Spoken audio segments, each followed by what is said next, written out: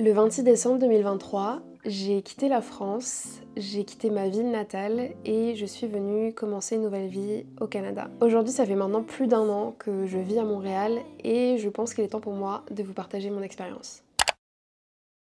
J'ai toujours eu envie de venir vivre au Canada. Je sais pas d'où ça vient, honnêtement. Ça fait plus d'une dizaine d'années que j'ai le Canada dans ma tête, que j'ai toujours eu envie de venir découvrir ce pays. Pour être 100% honnête, j'aurais jamais pensé que j'y vivrais un jour, même si forcément ça fait déjà quelques années que c'était dans mes plans. Mais si je devais penser à la moi d'il y a plus de 10 ans, je pense pas qu'elle se serait dit qu'elle vivrait ici un jour, clairement. Pour moi, partir, ça a pas été particulièrement difficile dans le sens où c'est quelque chose que je voulais depuis longtemps. Ça fait quand même quelques années que je me sens pas forcément chez moi dans ma ville natale, ou en tout cas je me sens chez moi, mais c'est juste que c'est pas là que j'ai envie de construire ma vie. Bien évidemment, c'est quelque chose que j'ai choisi, c'était une décision réfléchie depuis très longtemps, à laquelle je m'étais préparée et qui était plus que voulu, donc forcément c'était pas imposé ou quoi que ce soit. Bien évidemment, je ne renie pas le fait que oui, ça a été dur sur le plan émotionnel, etc.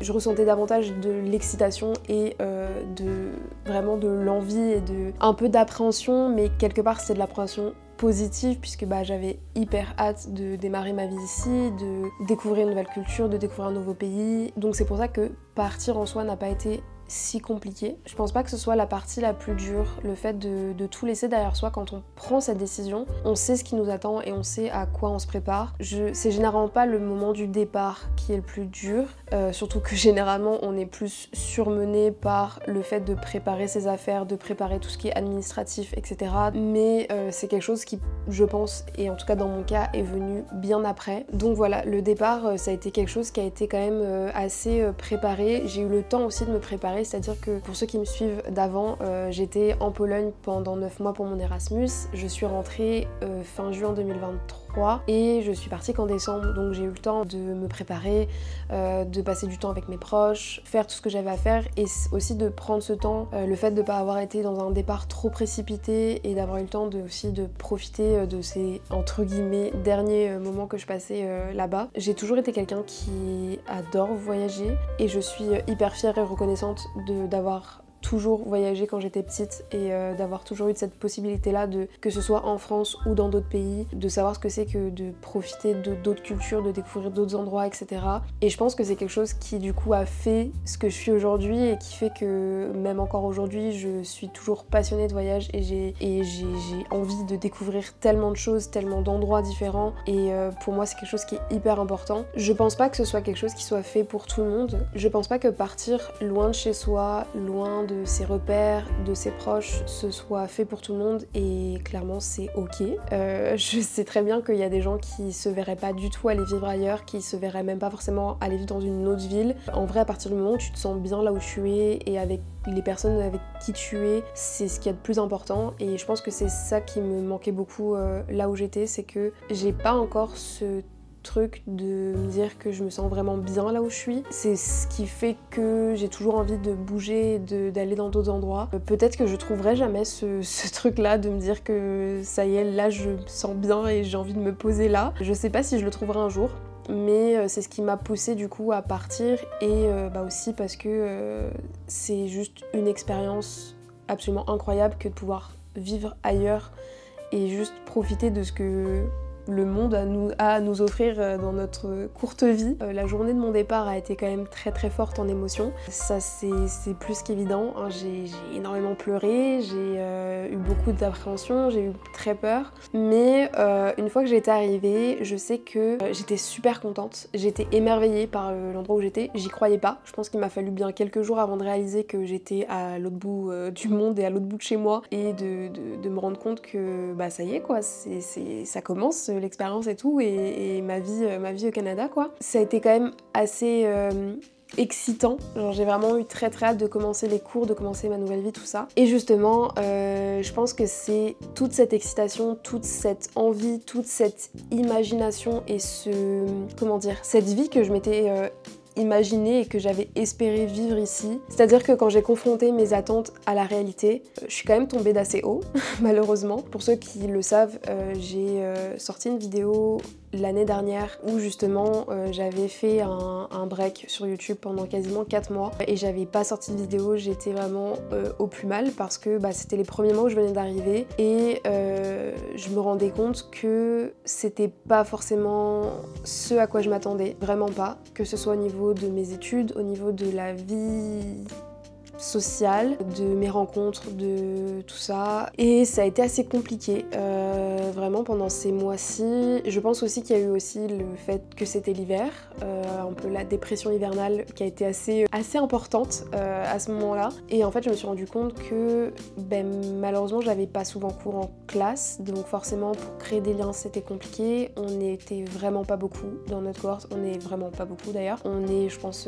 11-12. La plupart ne vivent pas sur Montréal même, ou alors c'est pas forcément des gens avec qui j'ai une forte affinité ou quoi, et ça a beaucoup joué du coup sur le fait de me plaire ici et de vraiment genre aimer ma vie, aimer ce que je fais, aimer, et en fait ça a beaucoup aussi remis en question mes choix de vie de manière générale, que ce soit au niveau de mes études ou au niveau de ce que je fais ici en fait. Je pense que c'est plus sur les relations sociales que c'est assez compliqué, mais sinon sur le reste je trouve que c'est quand même facile de s'adapter, surtout parce que justement la communauté française est quand même très présente. Après faut pas oublier que moi ça fait que 1 an que je suis là, que je suis constamment aux études, donc j'ai très peu l'occasion de sortir de mon cercle d'études. En fait je passe énormément de temps sur mes études, que du coup il y a plein de fois où j'ai pas eu envie, où j'ai pas eu le temps ou la possibilité de faire d'autres choses, et c'est quelque chose qui joue aussi beaucoup sur mon adaptation et mon intégration en fait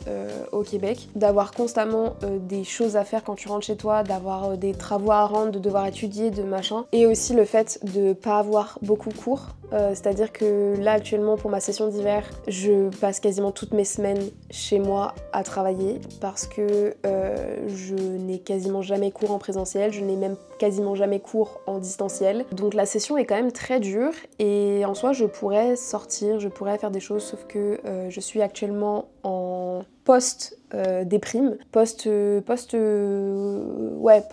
déprime, donc ça va un peu mieux, mais je pense que je suis pas faite pour survivre à l'hiver québécois. Je pense que c'est trop déprimant pour moi, alors que pourtant il y a quand même beaucoup de choses à faire et quand même on peut sortir. Et en plus de ça, c'est le fait de pas avoir de rythme, où je vois régulièrement des gens dans le cadre scolaire ou dans le cadre du travail, ça me bloque un peu, même si je fais quand même des activités à côté qui font que ça m'aide quand même à sortir, à voir des gens, etc. Mais c'est pas des cadres où j'arrive à créer des liens, ou du moins des liens qui vont vraiment genre perdurer et qui vont perdurer en dehors de ces activités-là. Donc c'est ça, c'est un peu le point compliqué en ce moment, mais c'est justement un de mes objectifs pour l'année, c'est vraiment de me forcer aussi à sortir, à créer des liens, à voir des gens, etc. Et justement parce que potentiellement si je veux rester un certain temps après à Montréal, je n'ai pas envie de me retrouver toute seule. C'est pas forcément le but, même si en soi je suis très très bien avec ma solitude et avec moi-même, mais comme toute personne j'ai mes limites. Puis forcément le fait d'être loin de chez soi, de ses repères, c'est quand même assez dur par moment, donc je pense que c'est quelque chose qui m'a aussi beaucoup rappelé mon expérience en Erasmus à Varsovie. J'ai l'impression de revivre un peu cette expérience-là de Varsovie en moins pire, on va dire, mais c'est quand même un peu la même expérience, parce que même si j'ai une classe entre guillemets attitrée avec des gens qui sont dans la même cohorte que moi, on se voit très rarement, même là actuellement on se voit plus du tout parce qu'on est dans des cours optionnels différents, on n'a pas cours en présentiel, donc forcément ça aide pas. Je pense que j'avais vraiment des attentes, pas forcément très hautes, mais j'avais des attentes qui n'ont malheureusement pas été comblées comme je l'espérais. Cette partie-là va être un peu dure.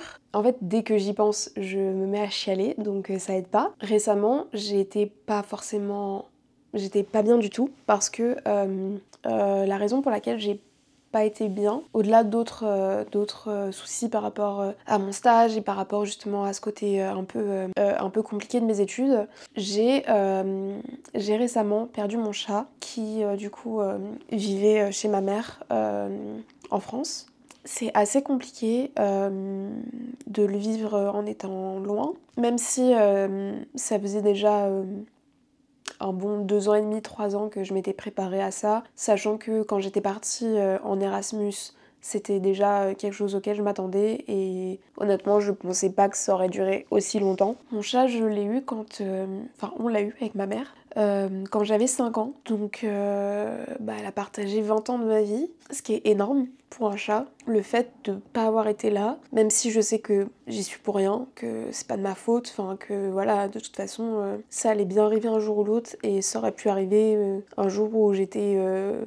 pas là non plus, pas forcément à 5000 km, mais c'est aussi l'idée de me dire que quand je vais rentrer, il va vraiment y avoir ce truc de rentrer chez moi et de pas avoir mon chat. Donc c'est ça, c'est assez dur. Combiné à d'autres choses qui ont fait que ces derniers temps, c'est pas évident du tout. Mais il y a un moment, il faut se reprendre en main parce que de toute façon, je suis toute seule ici. Donc j'ai pris une semaine pour moi. J'ai pris une semaine où j'ai vraiment rien fait. Là, ça va un peu mieux. Bon, forcément, j'essaye de pas y penser parce que dès que j'y pense, je chiale. Donc c'est un peu embêtant. Je sais que ça passera parce que là, forcément, c'est encore tout frais. Ça m'a pas forcément aidé aussi parce que ça m'a fait remettre en question quand même pas mal de choses par rapport à mes proches, par rapport à ce que j'ai envie de faire et où est-ce que j'ai envie d'être. Le fait d'être seule, c'est compliqué et en plus de ça, je suis quelqu'un de très solitaire déjà dans ma vie. Dans ma vie de tous les jours,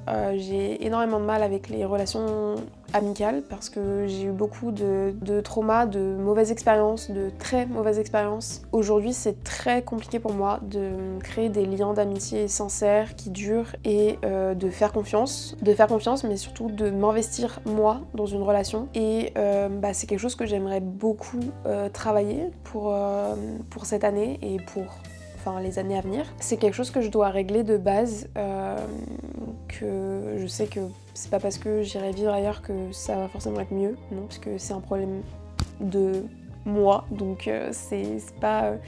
ça vient pas nécessairement des autres. Quelque part, je suis ok avec le fait que toutes les personnes que tu rencontreras ne seront pas tes amis. Enfin, de toute façon, ça fait déjà bien longtemps que je l'ai compris. Et que c'est pas parce que t'as quelqu'un qui fait partie de ta vie pendant 1, 2, 3 mois que c'est dramatique si elle en fait plus partie après. C'est pour ça que j'ai pas énormément d'amis proches, c'est parce que je me sens pas forcément bien avec tout le monde. J'ai énormément de mal à me sentir vraiment confortable au point de passer des heures avec la personne, que ça me dérangerait pas de la voir tous les jours ou que on fasse des choses ensemble que j'ai l'habitude de faire toute seule. Et du coup ça joue beaucoup actuellement sur est-ce que j'ai envie de rester. Mais au-delà de ça, mon envie de rester elle est pas forcément que liée à ça parce que juste comme je vous ai dit, je suis quelqu'un qui adore voyager, qui adore bouger, que j'ai aussi envie de découvrir d'autres cultures, j'ai envie de vivre dans d'autres endroits. En ce moment, j'ai une obsession avec le fait d'aller vivre en Angleterre. Je ne sais pas pourquoi. Alors que déjà, j'y suis jamais allée vraiment pour voyager. Pour l'instant, j'ai pas d'envie de m'installer quelque part ou quoi. Et en plus de ça, j'ai juste encore tellement de choses à découvrir au Canada, aux États-Unis, même si... Vu la situation actuelle, je vais peut-être pas y rester très longtemps, mais clairement je veux faire mon voyage à New York, je veux pouvoir aller à Boston, j'aimerais bien faire d'autres endroits des États-Unis et profiter d'être à côté pour pas payer non plus une blinde pour y aller. Et pareil pour le Canada, il y a genre tellement de choses à découvrir en termes de nature. Mon objectif, et c'est aussi pour ça que j'ai hâte d'avoir fini les études, de travailler, de gagner de l'argent pour profiter de ça en fait, parce que je trouve que c'est ce que j'ai le plus loupé cette année, même si j'en ai fait quand même pas mal et je suis contente de ce que j'ai fait, mais je pense que j'aurais pu faire plus. Puis même à Montréal, il y a beaucoup de choses que j'ai pas eu le temps de faire. J'ai pas forcément envie de rentrer. J'étais contente d'être rentrée en décembre, mais je me suis vite rendu compte que je me ferais vite très chier aussi si je rentrais au Havre. Et puis le temps. Ah non, le temps, j'aime ma ville, hein. Mais alors, non, la grisaille, le froid, le vent, la pluie, c'est pas pour moi. Là, on est en plein hiver, il doit sûrement faire froid, mais il y a un beau ciel bleu avec un beau soleil et ça fait plaisir. Donc j'avoue que j'ai quand même beaucoup parlé d'aspects négatifs de mon expérience, mais faut vraiment le prendre par rapport à moi, ma personnalité, ce que je suis, ce que je vis. Je sais que Il y a des gens pour qui l'expérience est complètement différente et juste incroyable, que ce soit socialement, en termes de découverte, en termes de choses à faire, etc. et de connaissance de soi. Parce que je pense aussi que ça m'a beaucoup appris sur ce que j'étais, ce que je voulais et ce que j'ai à régler. Malgré tout, je ne regrette absolument pas d'être partie parce que je sais très bien que de toute façon, si j'étais restée, je sais même pas ce que j'aurais fait si j'étais restée et ça aurait été probablement encore pire. Je me vois rester de toute façon un certain temps parce que au-delà de ça, en termes de qualité de vie, en termes de travail, d'opportunités de travail, toutes les choses qu'il y a à faire, parce que ça reste une métropole, donc forcément il y a quand même énormément de choses qui sont offertes et qui sont possibles et que je n'ai pas encore eu l'occasion de profiter à 100%. Et c'est aussi ça que j'ai envie de faire parce que de base c'est un peu ça le but, c'est de profiter de l'expérience et de ce que le pays a à t'offrir quoi. Et je sais que du coup sur l'aspect social c'est vraiment quelque chose sur lequel il faut que je travaille énormément pour cette année parce que c'est, je pense, justement la bête noire qui fait que j'arrive pas à apprécier mon expérience autant que je le pourrais. J'arrive pas à sortir de ma zone de confort, c'est ça, de mes habitudes de meuf solitaire. Après, je pense aussi que le fait de vivre en colocation, ça joue énormément sur ça. Enfin, ça empire en fait, entre guillemets, cet aspect-là de moi parce que je suis clairement pas faite pour vivre avec des gens. Genre, c'est pas du tout quelque chose qui est fait pour moi. Le fait de vivre seule m'aide beaucoup plus à avoir justement envie de sortir et envie de voir des gens que le fait de vivre en colocation. Et aussi le fait de, tu sais, genre d'avoir ton appartement, c'est hyper important pour moi de me sentir bien là où je vis. Et actuellement dans l'appart actuel, c'est vraiment pas, c'est plus le cas clairement. C'est quelque chose que j'ai compris déjà il y a plusieurs mois, c'est que la colocation c'est pas fait pour moi. Donc c'est ça, de manière générale, évidemment que je vous recommande, si vous avez envie de partir, de venir vivre à Montréal ou n'importe où au Québec ou n'importe où dans un autre pays, si vous avez envie de partir et que vous sentez que vous avez besoin de partir, partez parce qu'il n'y a rien de mieux en termes d'expérience et il n'y a pas besoin que l'expérience soit genre de 1 an ou 3 ans ou 6 mois, genre même si vous partez 1 mois ou 2, genre c'est largement suffisant, même, il n'y a pas besoin de partir pendant des années ou des mois pour apprécier ce qu'on y fait. Et puis ça dépend aussi des raisons pour lesquelles vous partez. Moi c'est sûr que